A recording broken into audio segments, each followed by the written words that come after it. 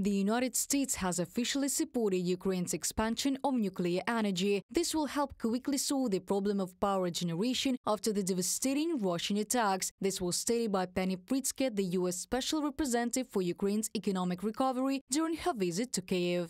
It's up to the Ukrainian government to determine the long term how it wants to generate its power.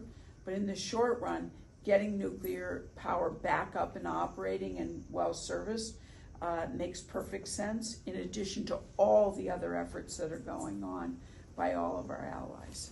Earlier, the United States allocated $1.5 billion to restore Ukraine's energy sector. The funds are intended to repair energy infrastructure damaged by Russia and expand electricity production. The situation in Ukraine's energy system has improved significantly due to the fact that the state-owned company Energoatom completed the schedule to repair of a power unit ahead of schedule and connected it to the grid.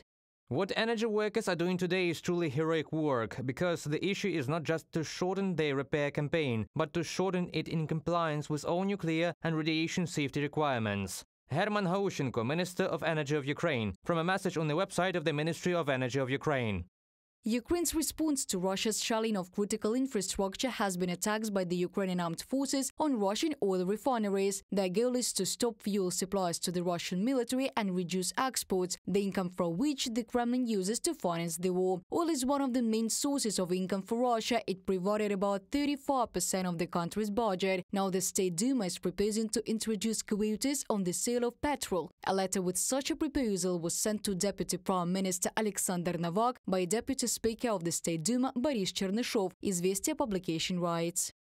After a series of Ukrainian strikes on the largest oil refineries from late December to late May, gasoline production in Russia fell by 20%, diesel fuel by 11%. And by the end of June, oil refining volumes in the country were the lowest in the past 2 years. In response, the Russian authorities classified the statistics. The Ministry of Energy stopped publishing weekly operational data on fuel production, citing the geopolitical situation and the need to protect the market from manipulation. From a publication by the Moscow Times.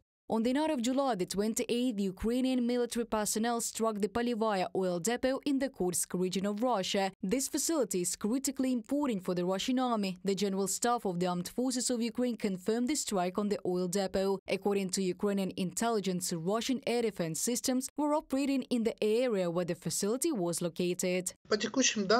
According to current data, the damage is estimated from a decrease in oil refining capacity in Russia for one reason or another by about 37,000 barrels per day, which is about 7%. How does this affect the war? About half of the budget revenues of the Russian Federation are budgets from oil and gas exports, 50%, and about a third of the Russian budget is spent on the war. Ukraine has successfully struck more than 30 oil refineries and oil depots in Russia. This was stated by Ukrainian President Volodymyr Zelensky. According to Reuters, at least 7 Russian plants stopped their capacities in the first quarter. Reported by Diana Kolesnik, Victoria Smirnova, UATV News.